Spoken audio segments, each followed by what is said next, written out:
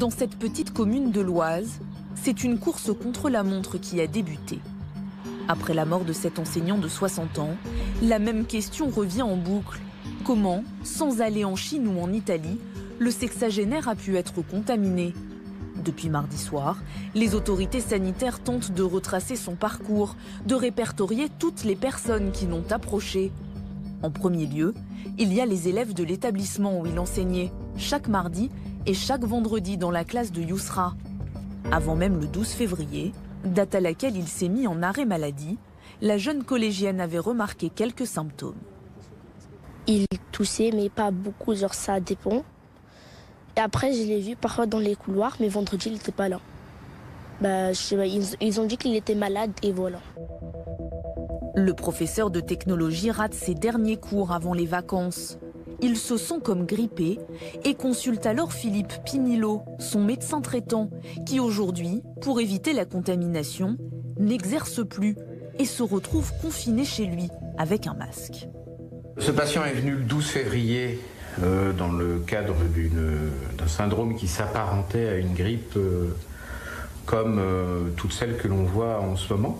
Je lui ai donné un traitement, il est rentré chez lui et donc c'est 6-7 jours après que son épouse revient avec lui. Où là je l'ai trouvé rien que d'emblée à l'accueil différent, c'est-à-dire très fatigué, ayant maigri, avec une gêne respiratoire. Donc je l'ai fait hospitaliser. Une hospitalisation pendant 6 jours à Creil, avant un transfert le 25 février dernier à Paris dans le service de réanimation du professeur Alain Combes à la Pitié-Salpêtrière. Il y avait une autre pathologie qui a contribué aussi à l'aggravation extrêmement sévère du patient dans les heures qui ont précédé son admission à la Pitié. Il n'est pas décédé directement et uniquement de cette maladie-là, mais il est décédé aussi parce que cette maladie-là a créé l'état qui a amené son hospitalisation à Creil et ensuite une évolution vers une pathologie qui a provoqué un arrêt cardiaque et donc son hospitalisation ensuite chez nous. Il est mort quelques heures seulement après son admission.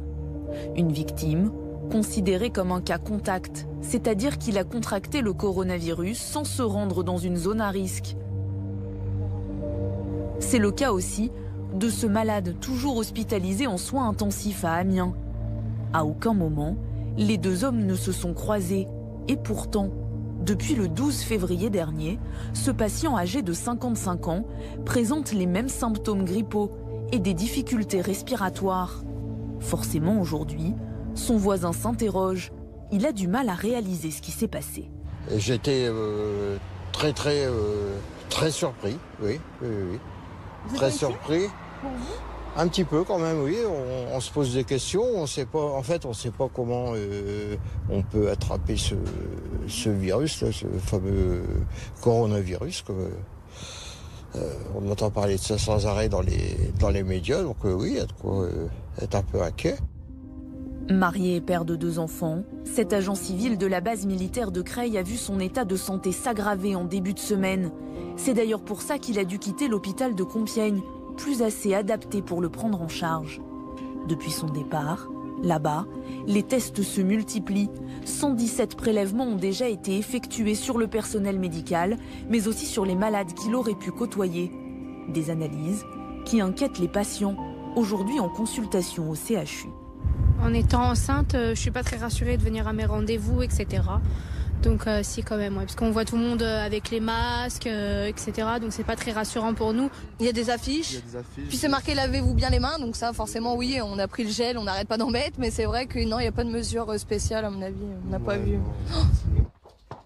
Pour les rassurer, à la mairie de la Croix-Saint-Ouen. Monsieur le maire, voilà la lettre d'information. Très bien. L'élu a décidé de prendre les devants et a annulé tous les événements et manifestations publiques jusqu'au 8 mars prochain. Bon, les commerçants vont continuer à ouvrir leurs magasins, il n'est pas question de fermer les boulangeries et nos 2 bistrots que nous avons dans la commune, mais je crois que c'est le principe de précaution qui est important et c'est pour ça que je le prends rapidement. Car l'Oise est aujourd'hui devenu l'un des foyers de contamination les plus importants en France. Le ministre de la Santé a précisé qu'en tout, 12 personnes en lien avec ce dernier patient ont été contaminées.